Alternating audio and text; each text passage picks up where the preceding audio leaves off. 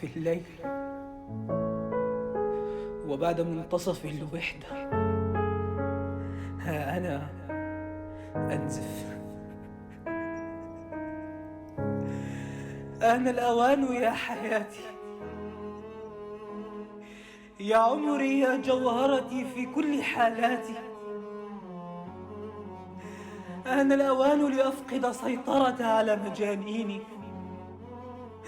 لتهجم أشباح الماضي وتنزل ملاكي لتشن حربا مع شياطيني. خطوة للوراء من فضلكم يا سادة، احتموا، ففي أي لحظة قد تنفجر شراييني. فقد آن الأوان ليفطر هذا الكون كما كسر قلبي. ألم اكتئاب أسود لكل من قتله الاكتئاب قبلي. أنا أراك مجددا حقا، أنا أراك في كل الشوارع وفي محلات شوكولا سوداء. ألن تتعب أبدا يا فتى من افتعال هذا العراك؟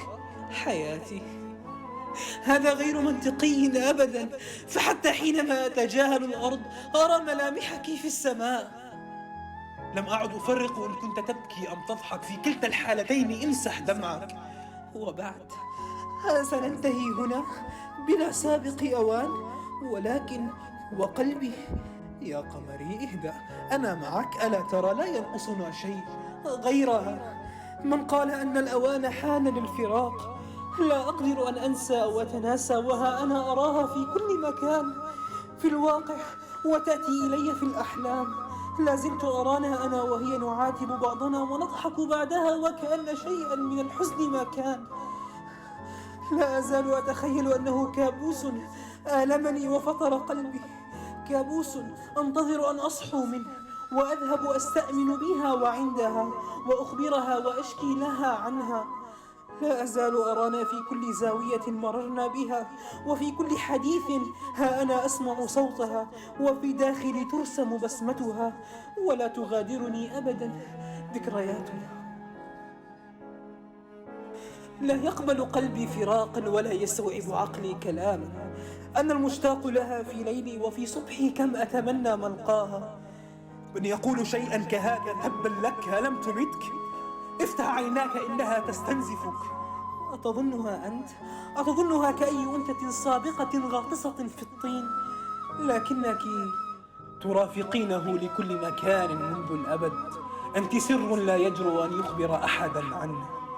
أتدرين، لقد جعل الرب لنا أزواجا من أنفسنا.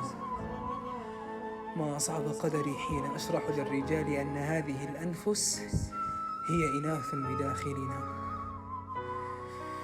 اخترعوا ما شئتم لن توقفوا ألما يمزق الأنسجة في صدرين.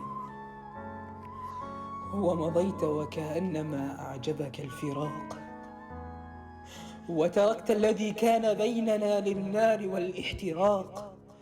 وكيف لي أن أنسى وأنا لا أزال أراها وأتخيلها في جانب الطريق أو في مقعد جمعنا سوية في أول اللقاء، أول عهد ووعد اتخذناه. ربما نقضتم العهد أنتم الاثنان تحت مسمى الكبرياء أم الوهم بل الجهل. حسنا، لنبرم عهدا ووعدا جديدا صديقا. يا فتى، ماذا أصابك؟ لم تمسك بنفسك كما أنت متمسك بها. استجمع نفسك وخذ نفسا عميقا لكي تهدأ. أي هدوء يأتي بعد هذا الدمار الذي حل بداخلي؟ أنا لا أفهم حقا كيف لها أن تنسى. حسنا، أعترف، لا يمكنني ولا أستطيعها أنا أذرف. كيف أقبل فكرة أننا لن نكون مع بعض وأن الذي حلمت بأيام هي ستصنعها؟ فكيف أخمد حريقا في صدري؟ ظننت أنها ستفهم سبب صمتي فحال، وكان ربما سبب الفراق.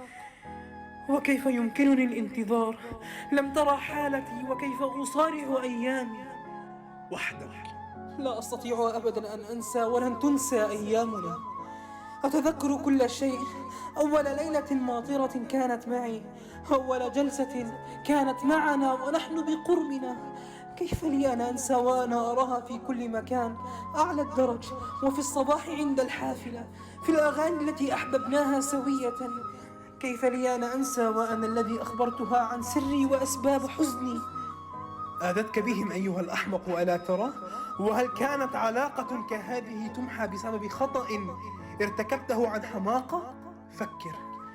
لا أعلم حقا، ولكنني أتألم ولا أريد أن أتأقلم. لا زلت أحلم أن هنالك طريق للرجوع، لعودتنا لكل شيء سوية ولن نزول. ربما لن تفهموا كلامي، فكيف ستدركون ألما يمزقه الحنين؟ ربما لا زلت لست أنا، لكنني متعب من قدري ولن أستطيع. فبأي حق تهدر هذه الدموع وتستباح هذه الدماء؟ فبأي حق هو يحق لكم أن تقتلوه؟ وكيف لك أنت أن تتركي قلبه؟ أولم تدرك الطفل الذي في عيناه؟ أنتم البشر لا أعلم ما الذي أصابكم. حتى وإن خانتك الذاكرة فسأنعشها لك بكلام بينكم امتلأ حبا ووعود، بسهر طويل يملأه الأمان والحنين. أو نسيت كل ما أخبرته به، بأنك لم تتركيه لوحده في منتصف هذا الطريق اللعين؟ وها أنتم إذ بكم راحلين، وستتحملون إثم أذيته وجرحه، وسيكون له لقاء معكم أمام الرب، وسوف تسألون. 19 عاما فوق درب الهوى، ولا يزال الدرب مجهولا. فمرة كنت أنا قاتلا، وأكثر المرات كنت أنا فيها مقتولا. 19 عاما يا كاتب الهوى، ولم أزل في الصفحات